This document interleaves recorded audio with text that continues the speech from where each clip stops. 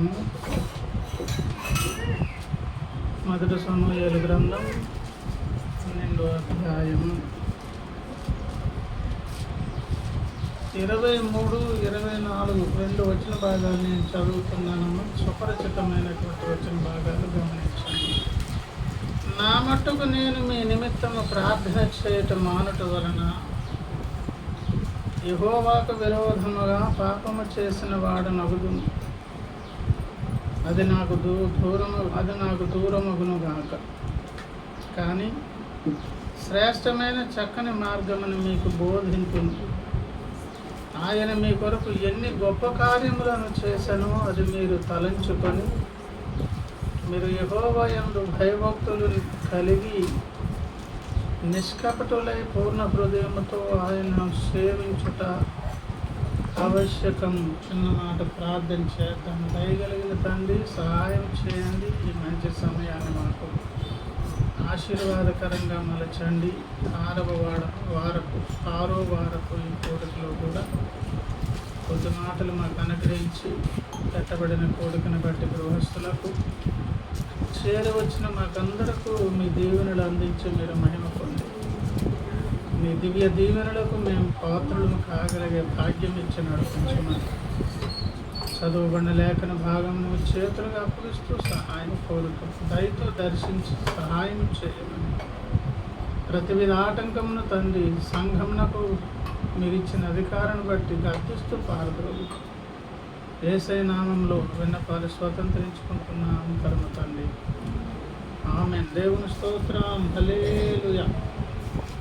ప్రియమైన దేవుని పిల్లలారా, దేవుని బిడ్డలారా, చదువుకున్న లేఖన భాగంలో మనము గమనిస్తే సమూయేలు ప్రవక్త ద్వారా ఒక మాదిరికరమైన విషయం, నా మట్టుకు నేను మీ నిమిత్తము ప్రార్థన చేయటం మానుట వలన యెహోవాకు విరోధముగా పాపము చేసిన వాడు నగుదును. ఇది వివరించిన కానీ అర్థమైన మాటే మరలా చెబుతున్నాను. నా మట్టుకు ఇది నా బాధ్యత అని ఆయన అంటున్నారంటే మన మట్టుకు కూడా అది ఒక బాధ్యత. పాపం అంటే ఏదో వ్యభిచారమో దొంగతనమో నరహత్యలో కాదు. మనం ఎంతసేపు మన చూపు ఏంటంటే అవి చేసిన వారే పాపులు అన్నట్లుగా చూస్తాం. పరోక్షంగా హత్య చేశారు ఎవరు? దావీదు గారు. క్షమించబడ్డాడు. ఏమండి? అలాగే సంసోను నిజంగానే అభిషిక్తుడై మరి స్త్రీలతో పాపం చేసిన సందర్భాలు క్షమించబడ్డాడు. కానీ చిన్నవే కదా పొరపాట్లు అన్నట్లుగా పట్టించుకోనటువంటి ఒక చిన్న విషయం దేవుడు నియమించినటువంటి క్రమాన్ని అతిక్రమించినందుకు కోరహు దాత మధురాములు ఏమయ్యారు? పాతాళ వశంలోనికి వెళ్ళిపోయారు. మన దృష్టిలో పాపం అంటే ఇలా భూతద్దం పెట్టి చూసి కొన్ని అనుకుంటాం. ఏమండి? చాలా చిన్నగా పర్వాలేదన్నా కూడా చాలా ప్రమాదాలు. అందులో ఒకటి, నా మట్టుకు నేను, ఎవరి మట్టుకు వారు. ఎవరి కొరకు ప్రార్థన చేయాలి? అక్కడ ఏమున్నదమ్మా? నా మట్టుకు నేను ఎవరి నిమిత్తము? ఇది క్రైస్తవ సంఘానికి ఉన్నటువంటి బాధ్యత. ఎదుటివారి వరకు ప్రార్థన చేయవలసిన బాధ్యత ఎవరికి ఉన్నది? ప్రతి క్రైస్తవునికి ఉన్నది. అది ఏం పట్టించుకోకుండా నాకేం పట్టదు అన్నట్లుగా నేను బాగున్నాను, నా కుటుంబం బాగుంది చాలు అనే స్వార్థప్రియమైన మైండ్ ఎవరికైనా ఉంటే అది ఒక ప్రమాదకరమైన లక్షణం. దానిని కూడా ఏమన్నారు? దేవునికి యెహోవాకు విరోధముగా ఏం చేసిన వాడు నగుదును.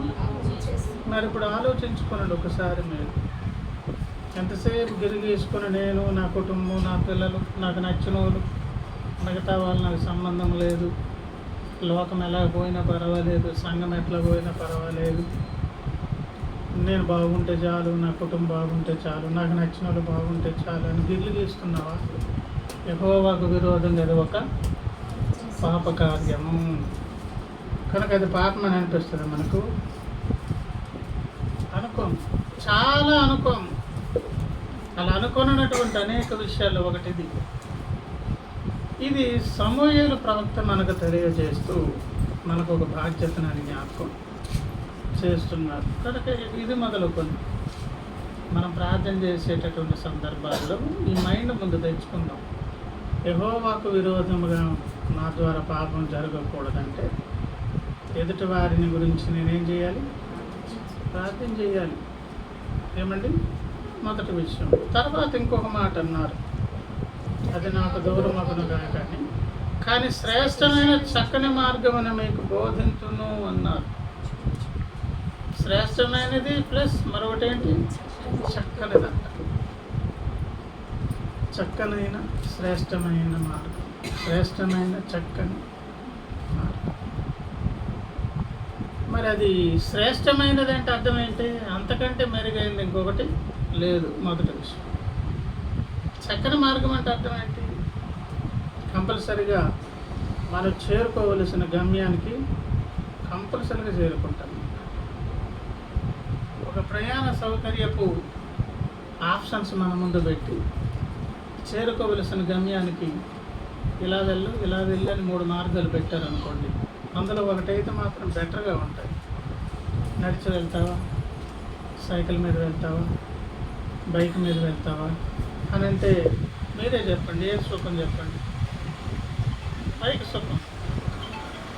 వేగం రీచ్ అవుతాం. ఏమండి? చాలా తక్కువ సమయంలో చేరుకుంటాం, అలసిపోము. ఏమండి?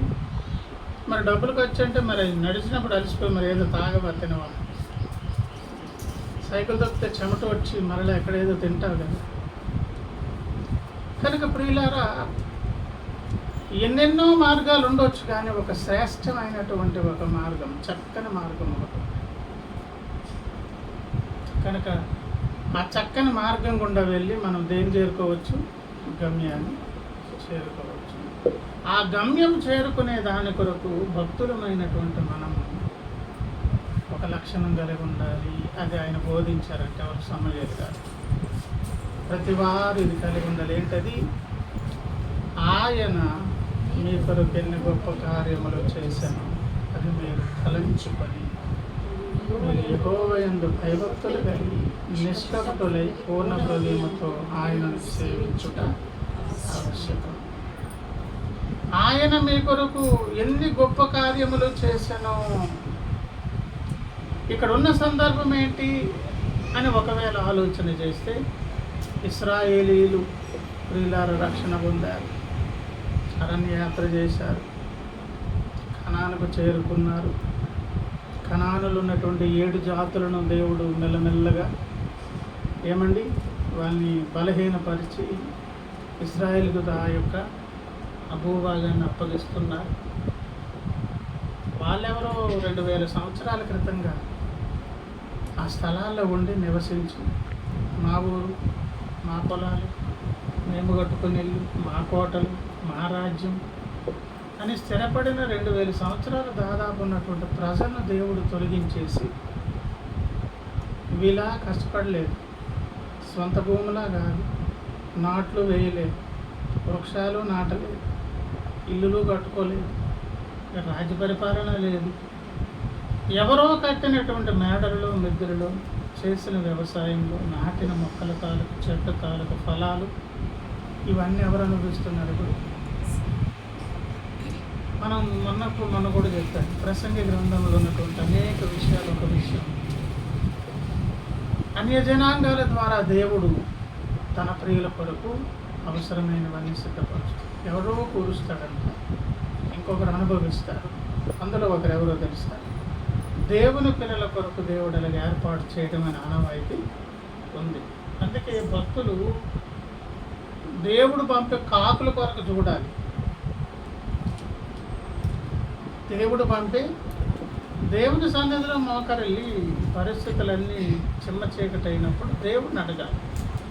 అప్పుడు మన కొరకు దేవుడు సిద్ధపరిచిన కాకులను పంపిస్తారు.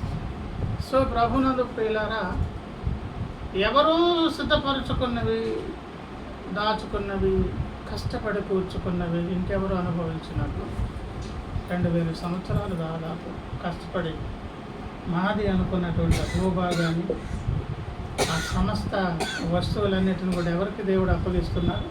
తన ప్రజలు. అలాగే అప్పగించి తర్వాత అక్కడ కూడా ఉన్న సందర్భం ఏంటంటే, మాకు కూడా జనములు లోకంలో ఉన్నటువంటి వ్యవహార శైలిలో మాకు ఒక మనిషిని, ఒక ఆయన రాజుగా చేయాలి. ఆయన మా ముందు వచ్చుచూ పోవచ్చు ఉంటారు. మా ముందు రాజ్య వ్యవహారాలు వెలగబెడతారు. మా పక్షంగా యుద్ధాలు చేస్తారు. మేము కూడా ఈ లోక పద్ధతి ప్రకారంగా. అక్కడ ఇంకో మాట కూడా తీసుకుందాం. దేవుడు ఎంతగా తన బిడ్డలను ఓర్చుకుంటారు, ప్రేమిస్తారు, ఇష్టాలను గౌరవిస్తారు. మళ్ళీ చెప్పనా? ఓర్చుకుంటారు, ప్రేమిస్తారు, మన ఇష్టాలను కూడా గౌరవిస్తారు. ఎప్పుడైనా ఎదుటి వారి ఇష్టాలు గౌరవించాలంటే తప్పకుండా మనకు అది ఇష్టమై ఉండొచ్చు, ఉండకపోవచ్చు. మానవ లోకంలో నేను ఎంతసేపు ఏమైనా ఒక వస్తువున, ఒక ఫర్నిచర్ మూలపడేసే వ్యక్తి మనిషిని కాదని, నాకు ఇష్టాలు ఉండవా అన్నప్పుడు కుటుంబంలో గొడవలు వస్తాయి. ఒక మనిషిని మనిషి గౌరవించకపోవచ్చు, అర్థం చేసుకోలేకపోవచ్చు. దేవుడు ఎంత మంచి దేవుడో తెలుసా? మీరు రాజుగా ఉండొద్దు, మాకు మనిషిని రాజుగా చేయండి అని అడిగితే బాధపడాల్సిన దానికి బదులు ఆయన తన ప్రజల ఇష్టాన్ని ఏం చేశారు? గౌరవించి సరేలే అలాగే అనేసి అక్కడ ఇంకొక మాట కూడా చెప్తారు. చూడండి, ఒక చిన్న మాట చదివి 20వ వచనంలో, అంతటి సమూయేలు జనులతో ఇట్లా నేను భయపడకుడి, కీడు చేసిన మాట అంటే మన ద్వారా ఇవి ఎప్పుడు జరుగుతాయి అన్నమాట. మనం ఎంతసేపు ఏం చేస్తాం? మేలు కంటే ఎక్కువగా. నిజమే, ఆయనను యెహోవాను విసర్జింపకుండా ఆయనను అనుసరించుచు అని 22లో, యెహోవా మిమ్మల్ని తనకు జనముగా చేసుకున్నటకు. అది అసలు విషయం. మనమంటే ఇష్టం అన్నమాట. ఇష్టము కలిగి ఉన్నాడు దేవుడు మన విషయంలో. తన ప్రజలుగా చేసుకోవాలి. ప్రభునందు ప్రియులారా, అలా ఎన్నెన్నో కార్యాలు, ఎన్ని గొప్ప కార్యములు చేసాను, ఎన్నెన్నో గొప్ప కార్యాలు దేవుడు వారి జీవితాలు, మన జీవితాల్లో చేయలేదా చెప్పండి? మీకు ఎప్పుడైనా అనిపించలేదా? అందరి జీవితాల్లో చేస్తారు. ఎలాంటి కార్యాలు? ఎందుకో అవి ఆయన వచ్చి చేస్తేనే తప్ప ఇంకొకరు చేసేది కానీ ఇంకొకరి ద్వారా కుదరని. కనుక వాటిని ఇప్పుడు ఏం చేయమన్నారు ఇక్కడ? కార్యములను చేసిన అది మీరు ఏం చేయండి? ఆ మాట మనం సందేశం తలంచుకోండి అంటే అర్థం చేసి అంటే జ్ఞాపకం చేసుకోండి, జ్ఞాపకంలోనే తెచ్చుకోండి. అంటే జ్ఞాపకంలోనే తెచ్చుకోండి అంటే అర్థం ఏంటి? మర్చిపోకండి అని అర్థం అండి. అంతనే కాదా? ఈ స్మెల్ వేస్తున్నారు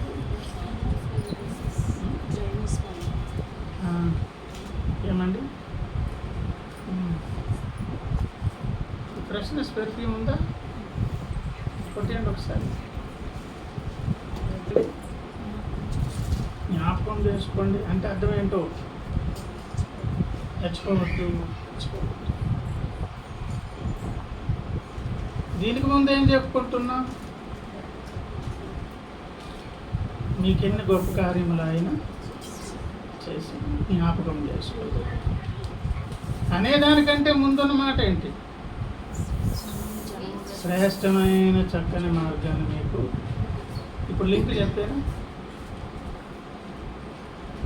ఏదైతే శ్రేష్టమైన చక్కని మార్గం దేవుడు తెలియజేస్తున్నారో అది మనము కలిగి ఉంటే చక్కగా నడుచుకుంటూ ఆ గమ్యాన్ని మనం చేరుకుంటాం.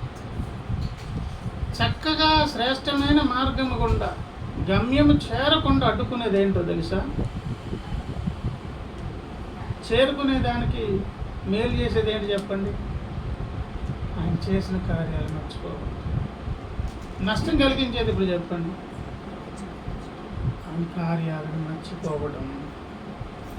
ఆయన కార్యాలను మర్చిపోవడం అనగా గమ్యానికి మనం చక్కగా చేరుకోకుండా ఎక్కడో కూలబడిపోవడం, లేదా నడక ఆగిపోవడం, లేదా విసుగు సనిగు దేవుని మీద తిరుగుబాటు చేసు నష్టపోవడం. అంటే దేవుని దగ్గరకు చేరుకునేటువంటి చక్కని మార్గదర్శక సూత్రాలలో ఒక మంచి సూత్రం ఏంటి చెప్పండి? ఈ మంచి లక్షణం కలిగి ఉంటే బేసిక్గా మనం వెళ్ళిపోతాం. ఏంటది? ఆయన మన జీవితాలలో చేసినటువంటి గొప్ప కార్యాలు ఏం చేయొద్దు, మర్చిపోవద్దని దేవుడు అంటున్నారంటే మనకు మానవ సహజంగా మనకున్న లక్షణం ఏంటి? మర్చిపోవద్దు. దాని ఎఫెక్ట్ ఇప్పుడు ఎక్కడ కొట్టేస్తాను చెప్పండి? చక్కగా నడవలేము, నడిచిన వంకర టింకరగా నడుస్తాం, సరైన విధంగా దేవుని ముందుకు వెళ్ళలేము, వెళ్ళినా అడ్డుగోలుగా వెళ్తాం. ఆయనకి ఇష్టం కనుక ఆయన సహించి ఓర్చుకుంటారు, కానీ దేవుడు ఇద్దామన్న బహుమానాన్ని అందుకునే స్థాయికి మనం చేరుకోలేము. అలాగ నష్టపోయే దాని కొరకు ఎన్నెన్నో నష్టాలు కలిగించేటటువంటి కారణాలు ఉన్నవి. అందులో ఒక కారణం ఏంటి? మన బ్రతుకుల్లో దేవుడు చేసినటువంటి గొప్ప కార్యాలు మర్చిపోవాలి. అందులో గొప్ప కార్యం ఏంటి చెప్పండి? అందులో గొప్ప కార్యం రక్షణ కార్యమైన పేతురుకు రాసినటువంటి మొదటి పేతురు పత్రిక 2వ అధ్యాయము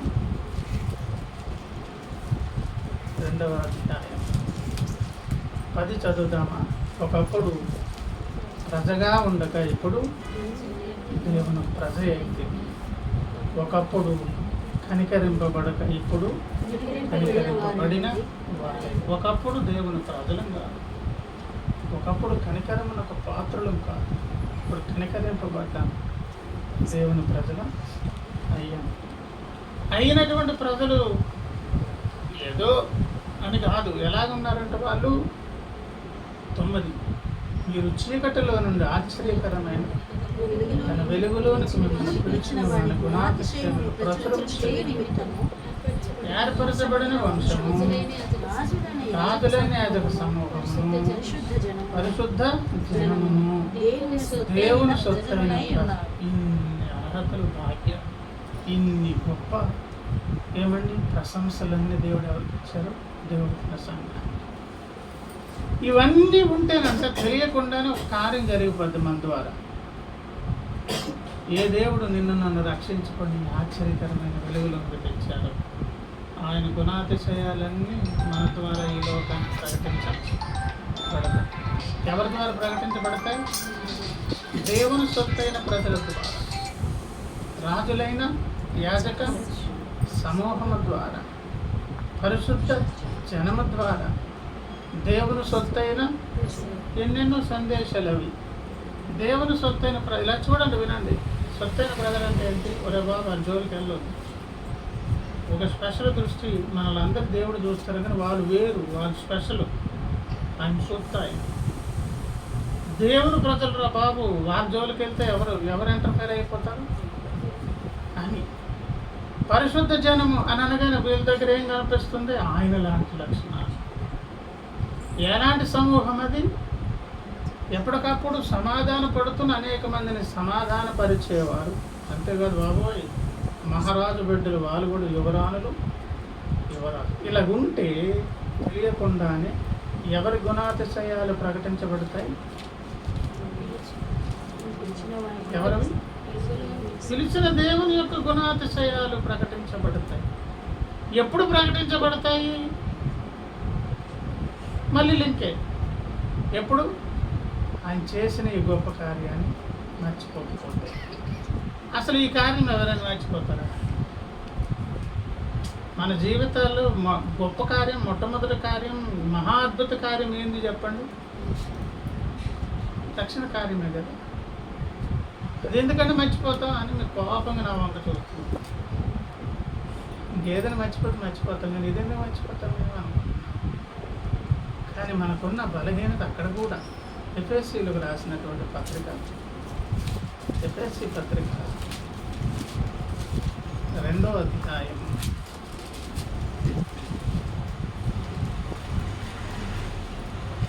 8 11 నుంచి నేను చదవనా. కాబట్టి మునుపు శరీర విషయంలో అనుజనులయ్యుండి శరీరమందు చేతితో చేయబడిన సున్నతి గలవారు అనబడిన వారి చేత సున్నతి లేని వారు అనబడిన మీరు ఆ కాలమందు ఇశ్రాయేలుతో సహపౌరులు కాక పరదేశులను వాగ్దాన నిబంధనలు లేని పరజనులను నిరీక్షణ లేని వారును లోకమందు దేవుడు లేని వారునై ఉండి క్రీస్తుకు దూరస్తులై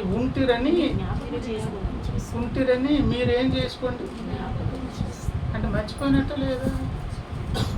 ఒకప్పుడు సంగతి ఏదైనా మర్చిపోతాం కానీ మేము ఏం మర్చిపోమనుకుంటున్నాం, అది కూడా మర్చిపోతున్నారబ్బా. ఏదైనా మర్చిపోతాం కానీ ఇది మర్చిపోము అని కథలైతే చెప్తున్నాం తప్ప ఎఫెసీ సంఘమును పౌలను ఎందుకు హెచ్చరిక చేస్తున్నారు తెలుసా? మీరు ఎలాంటి వారు ఒకప్పుడు, ఇప్పుడు ఎట్లాంటి వారు, దాని కొరకు దేవుడు చేసిన త్యాగం ఎంత, తద్వారా ఈ లోకంలో మీ ద్వారా ఏ ఫలితాలు రావాలి, మీకు ఏ పేరు పెట్టబడింది, ఎటువంటి వారు, అదేంటది, అది జ్ఞాపకం చేసుకోండి అని అంటున్నారంటే అర్థం ఏంటి? అంత దేవుడు చేసిన మహా అద్భుతాన్ని కూడా దానికి ఒక రుజువు. పదే పదే అరణ్య యాత్ర చేసిన ఇశ్రాయేలు మాట్లాడితే ఎక్కడికి వెళ్ళిపోదాం అనుకునేవారు? ఐగుప్తే మేలు కదా అని. ఐగుప్తులేమో వంగి పని చేసేవాడు వంగే పని చేయాలి, నడిచేవాడు నడుస్తూనే ఉండాలి, మోతలు మోసేవాడు మోస్తూనే ఉండాలి, నో రెస్ట్.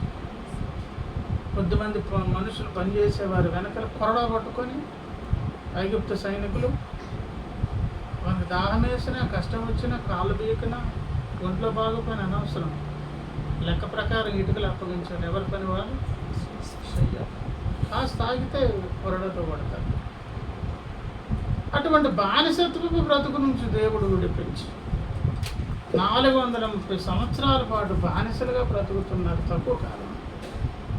వాళ్ళు మనుషులే కాదు, మగపిల్లలు పుడితే నైలు నదిలో ముసలకు ఆహారంగా పడేయాలి, ఆడపిల్లలు మాత్రం బ్రతకనేవారు. ఎందుకు? ఆడపిల్లలు కనుక వాళ్ళు అన్ని రకాలుగా పనికొస్తారు. వాళ్ళు పరిచారకులుగా పనిచేసుకునే దాని కొరకు ఇంట్లో అమ్మగారికి సేవలు చేస్తారు. ఆడపిల్లలు అందంగా ఉంటే అన్ని రకాలుగా వాడేసుకుంటారు, ఇంకంతే. అలాగా. అంతేగాని మగపిల్లల్ని పుడితే మాత్రం ఏం చేయాలి? వెంటనే కానుపేట్ల మీద వాళ్ళు చంపేయాలి, లేకపోతే బతికుండగానే తీసుకుపోయి నైలు నదిలో పారేయాలి. అక్కడ మొసళ్ళు కూడా ఏమంటే 25 లక్షల మంది ప్రజలు కలిగినటువంటి జనాభాలో రోజుకి ఎంతమంది పిల్లలు పుడతారు చెప్పండి? పుట్టరా పిల్లలు? ఎంతమంది పిల్లలు ఎవరికి ఆహారం అయిపోతున్నారు?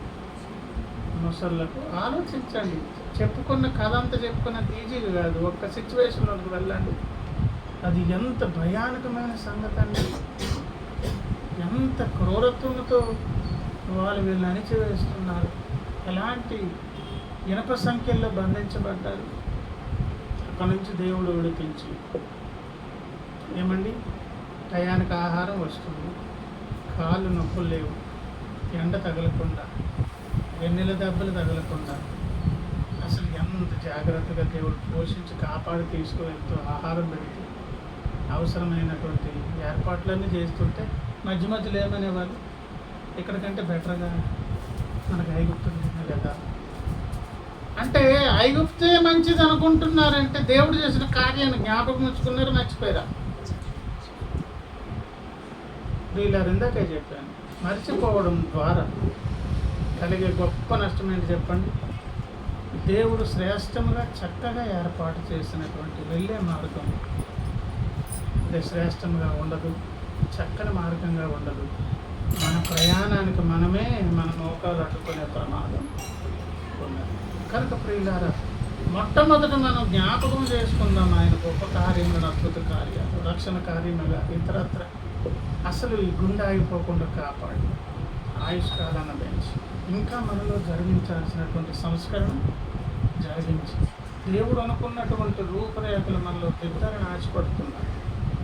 ఏమేమి నిర్మాణం చేయాలనుకుంటున్నాం మనకు తెలియదు, కానీ నిర్మాణం పూర్తయ్యేటప్పటికి ఎలాగుంటామో తెలుసా? యోహాను భక్తుడు రాసినటువంటి పత్రిక 3వ అధ్యాయం 2వ వచనం చూడండి. ప్రియులారా, ఇప్పుడు మనం దేవుని పిల్లలమై ఉన్నాము. 3:2 మనకి ఏమవుదామో అది ఇంకా ప్రత్యక్షపరచబడలేదు. కానీ యోహాను పత్రికమ్మ, యోహాను సువార్తలు చూస్తున్నారా?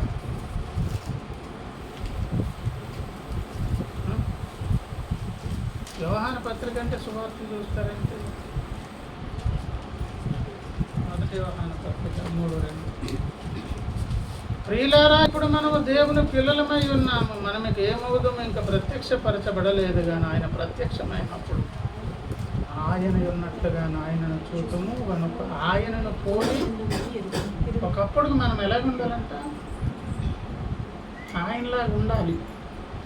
ఆయన ఏసైని చూడగానే మనల్ని చూడగానే అక్కడ చూసేవాళ్ళు అనుకోరు, అబ్బా ఖర్చు దేవుడిలాగా ఉన్నారే అని అనుకోవాలంటే ఎవరిని చూసి ఆ పోలిక నిర్మాణం జరిగించే దాని కొరకు మనం ఎంత తిరుగుబాటు చేసినా, నిర్లక్ష్యం వహించిన ఆయుష్ను పెంచి ఆయన ఎలా మార్చుకుంటున్నాడు ఆయన దేవుడు. మన కాలాన్ని పొడిగించే దేని కొరకు? మనలో వయసు ఉన్నదని, బలం ఉన్నదని కాదు. మనమంటే ఆయనకి ఇష్టం. కీడుగా చేసే పనులు చేస్తూ ఉన్నా క్షమించి, ఓర్చుకొని, సహించి ఏం చేస్తున్నారంట? ఆయనలా మార్చే ప్రయత్నం. కనుక ప్రియులారా, ఇవన్నిటికీ అడ్డేంటో తెలుసా?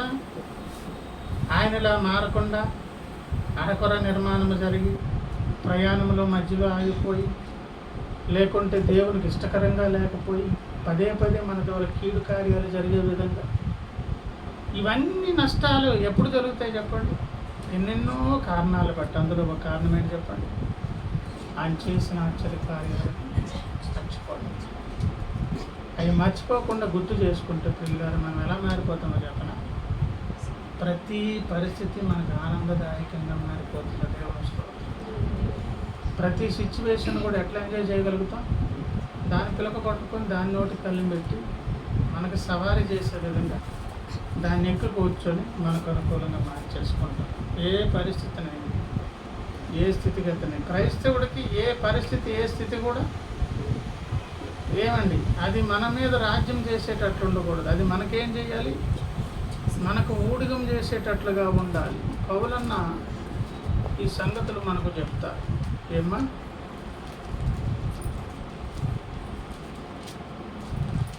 కొరింథీయులకు రాసినటువంటి పత్రిక అనుకుంటారు.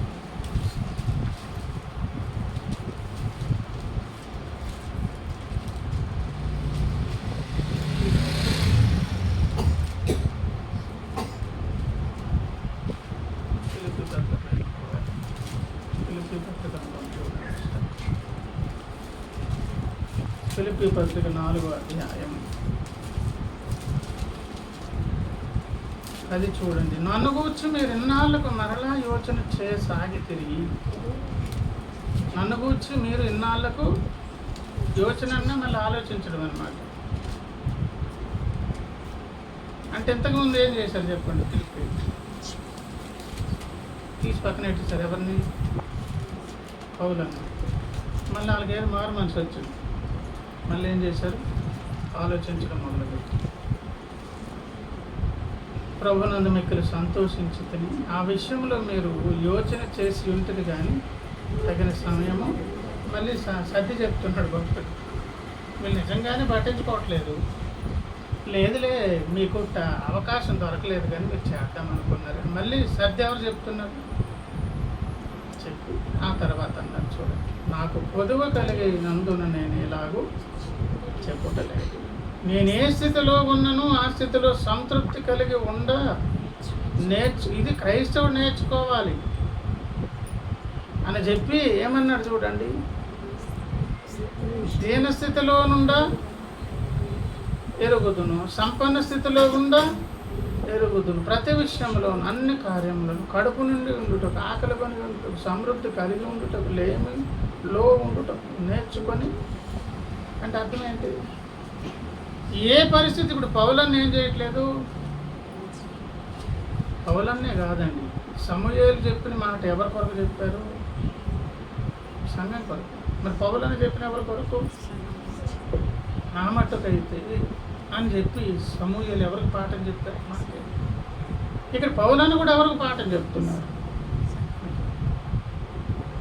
అలాగ ఉండాలి అని తీర్మానం చేసుకొని అనే మైండ్ ఎప్పుడు వస్తుంది అన్నాను? ఆయన చేసిన కార్యాలు జ్ఞాపకం చేసుకొని స్తుతిస్తే. ఇంకో మాట చెప్పిన, ఇంకో మాట, ఇప్పుడు ఈ ఉపవాస ప్రార్థనలు పెట్టుకుని మనం ఏం కోరుకుంటున్నాం? ఆ కోరేవి కూడా దేవుడు ఇచ్చినా ఇవ్వకపోయినా నిబ్బరమైనటువంటి బుద్ధి, ధైర్యం, ఆనంద, సంతోష, రక్షణానందం ఎప్పుడు ఉంటుందో తెలుసా? మనకు దేవుడు చేసిన రక్షణ కార్యాన్ని జ్ఞాపకం చేసుకున్నట్టు. ఆయన వెచ్చించిన వెల ఏంటి చెప్పండి? ప్రాణం పెట్టుకెళ్ళి కొనుక్కున్నారు. రక్షణ కొరకైతే ప్రాణం పెట్టాల్సి వచ్చింది. నీకు 10 రూపాయలు డబ్బులు ఇవ్వాలంటే మళ్ళీ ప్రాణం పెట్టాలి. నీకు చిన్న ఉద్యోగం ఇవ్వాలి, ఒక మంచి లైఫ్ పార్ట్నర్ని ఇవ్వాలి, లేకపోతే ఇంకేదో గర్భఫలం ఇవ్వాలి, లేకపోతే ఏదో పెళ్ళిళ్ళు జరగాలి, లేకపోతే ఇంకేదో కలిసి రావాలి. ఇవి గొప్పగా, రక్షణ కార్యం గొప్పదా? అది ఎందుకు గొప్పదంటే తన ప్రాణం పెట్టి మనల్ని కొనుక్కున్నాడు ఆయన. ఈ చిన్న చిన్నవి ఎట్లాంటివి చెప్పండి? ఇవి దుష్టుడు కూడా ఇవ్వగలడు కదా. నీవు నాకు మొక్కితివా అని ఈ లోకమంతా చూపించి ఇక్కడ సౌందర్యం అంతా ఎవరితో? యేసుతో డీల్ చేసి ఈ రాజ్య మహిమంతా నీకు ఇచ్చేస్తాను, ఈ అధికారాలన్నీ నా చేతిలో ఉన్నాయి, ఇవి నాకు మా మధ్యలో నాకు దొరికాయి, ఇవి లాటరీ దొరకనట్లుగా, నాకు ఒకసారి మొక్కు ఇవి ఇచ్చేస్తాను. అప్పుడు యేసయ్య గర్దించాడు. అంటే దుష్టుడు యేసయ్యను బేరమాడి నీకు ఇస్తానని అంటున్నప్పుడు మనుషులకు కూడా దుష్టుడు కాదు కదా, ఎవ్వడు ఇవ్వలేదు. ఏంటో తెలుసా రక్షణ? అది ఎవరిచ్చారు? రక్షించుకొని నన్ను పరలోకాన పట్టుకెళ్ళే దేవుడు ఈ భూమి మీద చిన్న చిన్న అవసరాలు తీర్చరాడు. తీర్చినా తీరకపోయినా నిబ్బరమ కలిగిన మైండ్ మనకు ఎప్పుడు వచ్చిందో తెలుసా? ఏ స్థితిలోనైనా ఆ స్థితిలో నేను ఇమ్మడగలను అని చెప్పుకోగలిగినప్పుడు. అలా చెప్పుకుంటూ అవ్వదు. అలాగే నువ్వు ఇష్టపడితే తర్వాత ఒక మాట అన్నారు 13, నన్ను బలపరచు వాని అందే నేను సమస్తమును. అంటే ఆ పరిస్థితుల్లో బలం ఇచ్చి నిలవబెట్టింది ఎవరు? అక్కడ అడిగాడు పౌలన్నీ దేవుని దగ్గర, నాకు ఏ స్థితిలోనైనా నిలదెక్కుకునే సామర్థ్యం ఇవ్వండి. ఆ పరిస్థితి పిలపగొట్టుకొని నా చేతిలో పెట్టుకొని నేను ఆడించాలి. అది నా మీద ఏమాత్రం అజమాయిషి చేయడానికి అవకాశం ఇవ్వదు ప్రభు అని అడిగితే, అలాగే కుమారుడా అని ఆ సామర్థ్యాన్ని ఎవరిచ్చారు? దేవుని స్తోత్రం. అలాగే కనుక ప్రతి పరిస్థితి మీద జయం అనేది ఎప్పుడు వస్తుంది? ఆయన చేసిన గొప్ప కార్యాలు మర్చిపోవడం వలన మన నిర్మాణం ఆగిపోదు, ప్రయాణం ఆగిపోదు. ఇంకో మాట చెప్పి ముగించేనా? ఆఖరి మాట, అసలు ఎందుకు మర్చిపోకూడదో తెలుసా? ఇది కూడా సీరియస్ విషయమే. 1 పేతురు పత్రిక 2వ అధ్యాయం 11 చూడండి. ప్రియులారా, మీరు పరదేశులను యాత్రికులనై ఉన్నారు గనక ఆత్మకు విరోధంగా పోరాడే శక్తులు ఉన్నవి. అవి మన శరీరమును బేస్ చేసుకొని పని చేస్తున్నవి. మీరు ఇంకా నా ప్లేస్లోనికి రాలేదు, ఇంకా కూడా ప్రయాణం చేస్తున్నారు, పరాయి దేశంలో ఉన్నారు, యాత్ర చేస్తున్నారు. కనుక మిమ్మల్ని నాశనం చేసేటటువంటి శత్రువులు నీ శరీరం బేస్ చేసుకుని పోరాడుతారు. ఓడిపోవడానికి అన్ని రకాల ఏర్పాట్లు ఎవడు చేశాడు? దుష్టుడు. కనుక ఒక పని చేయండి, ఆయన ఏం కార్యాలు చేశాడో మర్చిపోకపోతే భక్తుల లోపల ఏముంటుంది? స్తుతి. మర్చిపోతే ఏమొస్తుంది? సనుగు వస్తేనేమో ఓడిపోతాం, స్తుతిస్తేమో దైవశక్తి వస్తుంది. స్తుతించాలి అంటే మనకేం అర్థం కావాలి? ఆయన చేసిన ఉపకారం అర్థం చేసుకోవడమే కాదు, ఆలోచించడమే కాదు, మనం స్తుతించాలి. అక్కడ ఆ మాట చెప్పలేదా? ఏమన్నారు సమూయేలు గారు? అమ్మా ఏమన్నారు సమూయేలు గారు?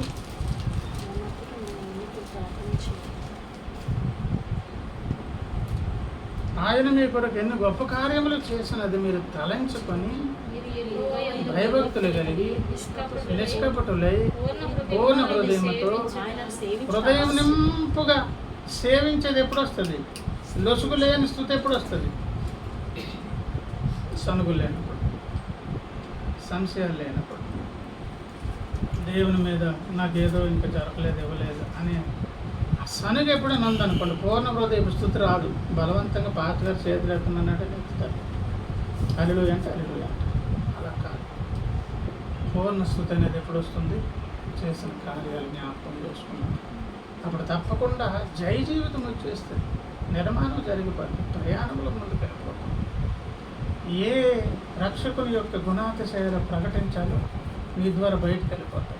నిన్ను నన్ను ఆడించేటటువంటి ఆర్థిక స్థితిగతులు, సామాజిక పరిస్థితులు, అనారోగ్య పరిస్థితులు, ఈ ప్రతికూల పరిస్థితులన్నీ ఎవరి చేతిలో పిలకలన్నీ ఎవరి చేతిలో దొరికిపోతాయి?